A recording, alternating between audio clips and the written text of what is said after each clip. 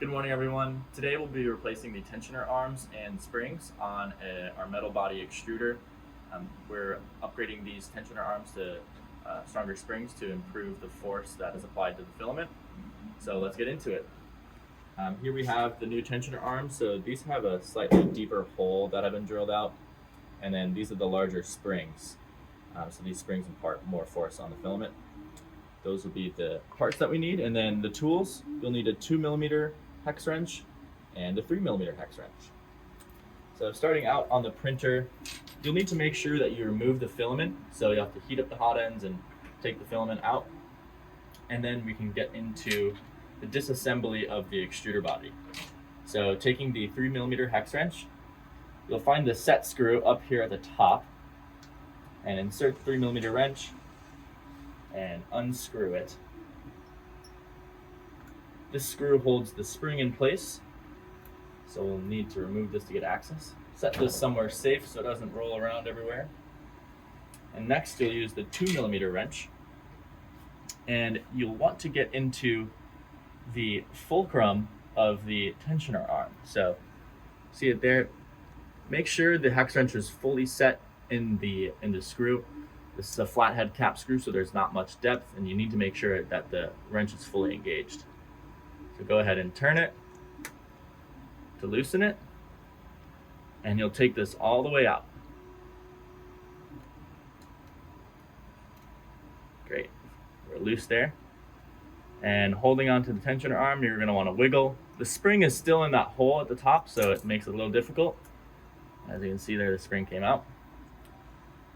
So we'll set these in another location so we don't get the two confused, but we'll need to use some of the parts on this tensioner arm, namely the fulcrum screw and the sleeve, the bushing that goes in it. And get it out. That's this little part there. And then next we'll need to use this roller bearing here. So using the 3mm hex wrench, insert it into the screw here, get a good grip, and then twist it off.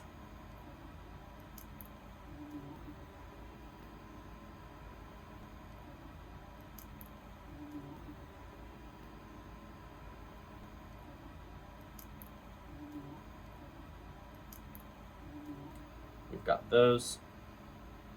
Set that assembly aside. And the tubing, this is the insulative tubing. Now taking the new tensioner arm, we'll start the reassembly process. So let's grab this idler bearing and the screw. Let's kind of get it started. Make sure those washers are on there again. And then we'll screw it in with the 3mm hex wrench. And we'll torque it down.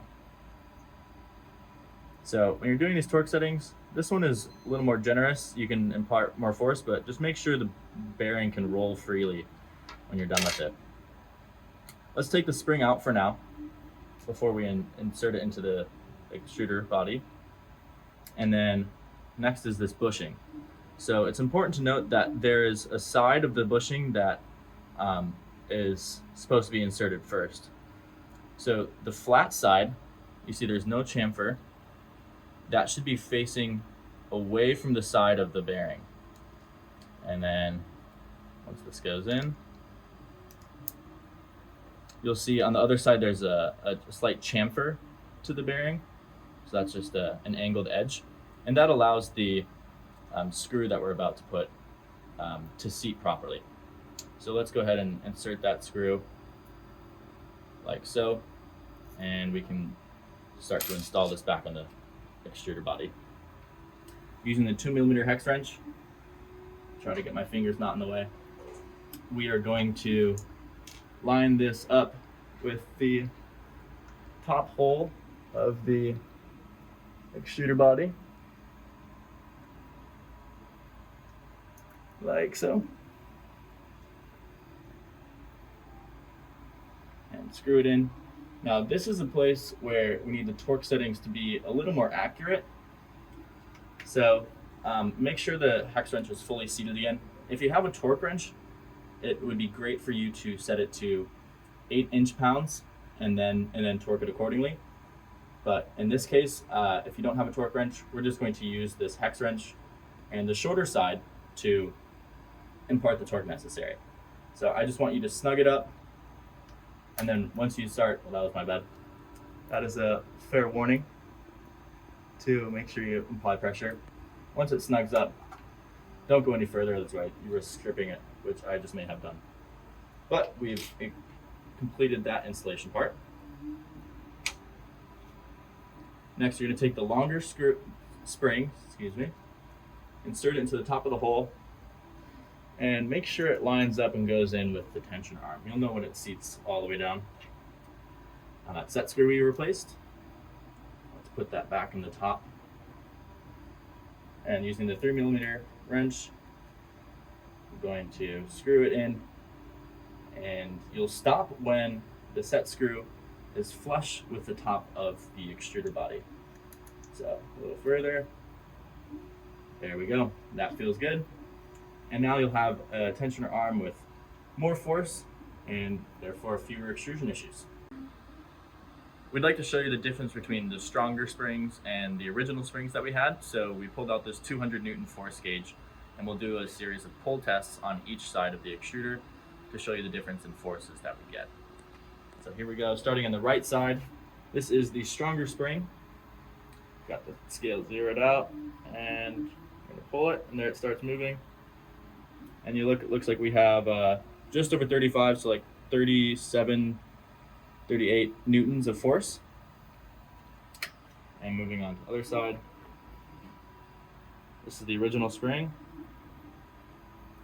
and it's already moving there. So that is 22, 24, about 26 newtons of force.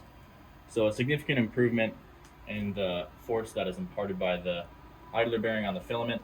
Once again, these tests were performed with filament in the extruder, so the springs were compressed as if they were printing. And that is the difference. It's an important improvement that we've made to the metal body extruder, and you'll find yourself with greater printing ability. So thanks for watching, and let us know if you have any questions at support@re3d.org, or find